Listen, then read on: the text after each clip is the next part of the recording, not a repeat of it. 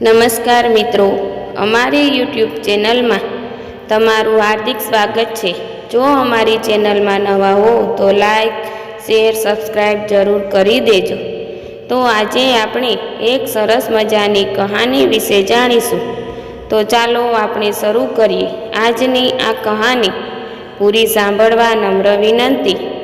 આ સંબંધો જ એવા છે જે નાળથી જોડાયેલા હોય। આપણને થાય કે દીકરીની નજર ફરે કે પગલું પડે, બાપ તરત સમજી જાય કે દીકરીને શું જોઈએ છે, દીકરી શું મૂંઝવણમાં છે, એ શું વિચારે છે। પિતા દીકરીનો ચહેરો જોઈ એનો ગમો, અણગમો, ખુશી, દુઃખ બધું સમજી જાય અને દીકરી પિતાનો ચહેરો નજર જોઈ સમજી જાય પિતાના મનમાં શું ચાલે છે। આ જ વસ્તુ માની હોય। અને એક વાત સત્ય છે કે પિતા માટે ઘણીવાર દીકરી માં બની જાય। એ ભલે દીકરી હોય પણ મૂંઝાયેલા પિતાના માથે હાથ ફેરવે અને પિતાને અંતરથી થાય કે માં એ હાથ મૂક્યો અને પિતાની આંખ છલકાઈ જાય। મેં જોયેલું દ્રશ્ય છે। એક અતિશય ચિંતિત પિતા એટલો વિચારમાં હતો કે કોઈને કાંઈ કહી શકે નહીં। દીકરી જોઈ લે છે અને સમજી જાય છે કે પપ્પા અંદરથી દુઃખી છે। એ કોઈ પાસે હૈયું ઠાલવી શકે એમ નથી। એ પિતા પાસે જઈ અને દિવાલને ટેકે જમીન પર બેઠેલા પિતા પાસે બેસી એમના માથામાં હાથ ફેરવી પૂછે છે, શું થયું બેટા? પપ્પાની જગ્યાએ બેટા અજાણતા નીકળી ગયું અને પપ્પાએ દીકરીના ખોળામાં માથું મૂકી ડૂસકું મુકાઈ ગયું। કોને ખબર દીકરી માં પ્રવેશી ગઈ હશે કે દીકરીને માનો અવાજ અંદરથી આવ્યો હશે। પણ આવું થાય સંજોગો ક્યારેક શું થાય કોઈ નથી કહી કે શકતું નથી। કોઈ ગરીબ મહેનતથી કે કોઈની મદદથી લાખોપતિ બની જાય અને કોઈ કરોડપતિ સાવ ખાલી થઈ જાય। ધંધામાં ખોટથી કે અધ્યાત્મ માર્ગ અપનાવી દીક્ષા લઈ બધું મૂકી ચાલ્યા જાય। આ જ છે જીવન। કવિએ કહ્યું છે કે નહીં તો જીવનનો માર્ગ હતો ઘરથી કબર સુધી। તો કવિ આનંદે કહ્યું છે કે જન્મ અને મરણ બે પળ છે। એ બે પળ વચ્ચે જીવન વિતાવવું છે। અંતર કોઈ પણ હોઈ શકે। આ બધી પળોમાં કેટલાક લોકો આવી જાય। કોઈ લાગણી અવિરત ના હોય તો માં સંતાન, મા બાપ દીકરી, વાત એવી જ કંઈક કરવી છે લાગણીની। ભલે સંબંધ નોહિના હોય પણ એથી વિશેષ હોય। ક્યારેય એમ થાય કે ઈશ્વર જે સંબંધે બે વ્યક્તિને બાંધવા માગતા હતા અને ભૂલ થઈ તો બીજી રીતે બાંધ્યા। આવા કેટલાય સંબંધો હોય પણ કહેવાય કે ગવાયા ન હોય। અક્ષત આવડા મોટા ઘરમાં પરસાળે ઓટલા પર માના ખોળે માથું નાખી બેસતો। એ એકલો બેઠો હોય અને દીકરી અચાનક આવી માથામાં હાથ ફેરવે અને પૂછે, શું થયું પપ્પા? મમ્મી યાદ આવી? હા, એ જ પરસાળનો ઓટલો જ્યાં નવરાશમાં અક્ષત એની પત્ની અક્ષરા સાથે બેસી કેટલી વાતો કરતો। આજે એ જ અક્ષત સાવ એકલો આંસુ સારતો જીવનને વાગોળતો બેઠો હતો।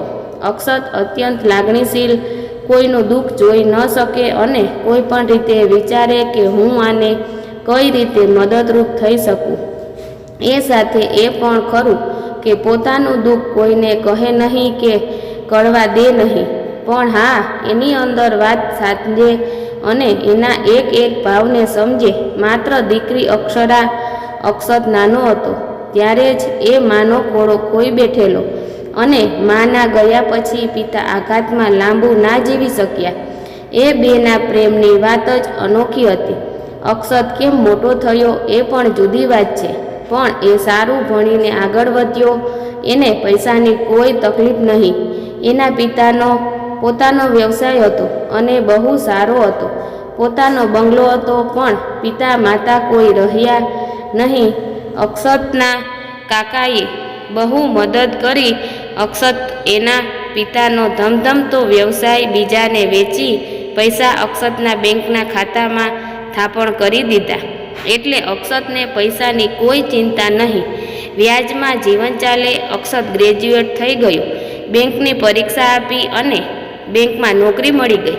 એ જ બેંકમાં એની સાથે કામ કરતી કન્યા, જેનું નામ જ અક્ષતા હતું, એની સાથે મન મળી ગયું અને બંને પરિવારોની અરજીથી અક્ષતાના લગ્ન થયા.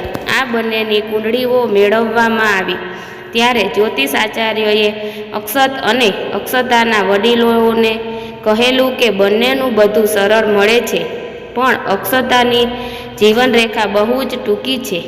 એ બાબતે ચર્ચા થઈ, પણ સૌની મરજીથી જોયું જશે વિચારી લગ્ન થયા. એ બંગલામાં આનંદના સૂર રેલાયા. ટેક જ વર્ષમાં દીકરીનો જન્મ થયો. નામ રાખ્યું અક્ષરા. રૂપકડી મજાની અક્ષરા એવું પપ્પાનું ધ્યાન રાખતી કે જાણે અક્ષતાના માએ ફરી જન્મ લીધો હોય. અક્ષતને સમજનારી માત્ર દીકરી હતી. પત્ની અક્ષતા પણ ના સમજી શકે એટલું ઝડપથી દીકરી અક્ષરા સમજે. અક્ષતા જ્યારે બીમાર પડી ત્યારે અક્ષત બહુ જ વિહવળ થઈ ગયેલો અને એ સમયે તો અક્ષરા 10 વર્ષની થઈ ગયેલી, બહુ જ સમજદાર. એ ભણતા માનું ધ્યાન રાખતી અને પપ્પાને સાચવતી. વિધિનું વિધાન હતું. અક્ષરા 13 વર્ષની થઈ ત્યારે અક્ષતા ઈશ્વર શરણ થઈ ગઈ. પરિવારમાં સોપો પડી ગયો. પરિસ્થિતિ સાચવી લીધી. દીકરી અક્ષરાએ એણે પપ્પાને સ્વસ્થ રાખ્યા. અક્ષત નોકરીમાં પરોવાઈ ગયો અને અક્ષરા અભ્યાસમાં. અક્ષતાના મૃત્યુને 1 વર્ષ થયું. પ્રથમ પુણ્યતિથિએ બાપ દીકરીએ અક્ષરાએ નક્કી કર્યું કે આપણે કોઈ ચર્ચા નથી કરવા, પણ વૃદ્ધાશ્રમમાં અક્ષતાની પુણ્યતિથિએ વડીલોને જમાડીએ અને દરેકને ભેટ આપીએ. બાપ દીકરી ગયા વૃદ્ધાશ્રમમાં. પહેલાંથી તિથિ લખાવી હતી. માની યાદમાં સૌને જમાડતા અક્ષરા ઢીલી થઈ ગયેલી, પણ દેખાવના ન દે, કેમ કે એને થાય કે હું ઢીલી પડીશ તો પપ્પાની હાલત ખરાબ થશે. એ આંસુ ગળી જતી. પીરસ્યા પછી એ એક તરફ બેઠી. અક્ષત દીકરીની પરિસ્થિતિ સમજી ગયો. આખરે બાપ છે. એ બાપ દીકરી એક તરફ બેઠા હતા અને એ આશ્રમના જ સદસ્ય આનંદીબા અક્ષતા પાસે આવી બેઠા અને અક્ષતાના માથે હાથ ફેરવ્યો અને કહ્યું કે બેટા, તારી આંખોમાં હું જોઈ શકતી નથી. આંસુ જોઈ શકતી હતી કે તને તારી માની ખોટ ચાલે છે, પણ તું કોઈને કળવા દેતી નથી. પણ હું જોઈ શકતી હતી. મને અરમાનો હતા કે મને તારા જેવી દીકરી હોય અને એની લાગણીના સહારે જીવન નીકળી જાય. પણ ઈશ્વરને મને સંતાન સુખ આપ્યું નહીં. તને જોઈ મારી અંદર રહેલું માતૃત્વ છલકાયું. મને મારી જ દીકરી હોય એવું લાગ્યું અને તારી પાસે બેસવા આવી.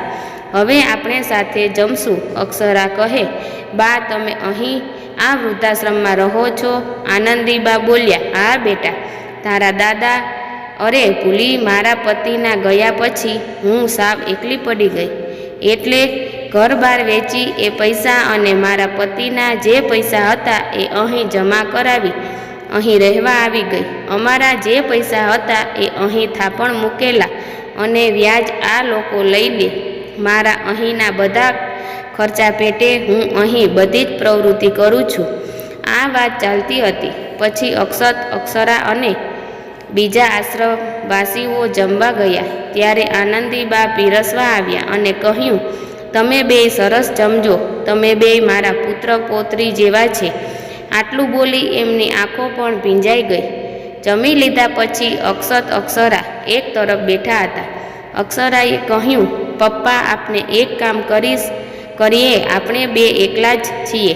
મેં દાદીને નથી જોયા.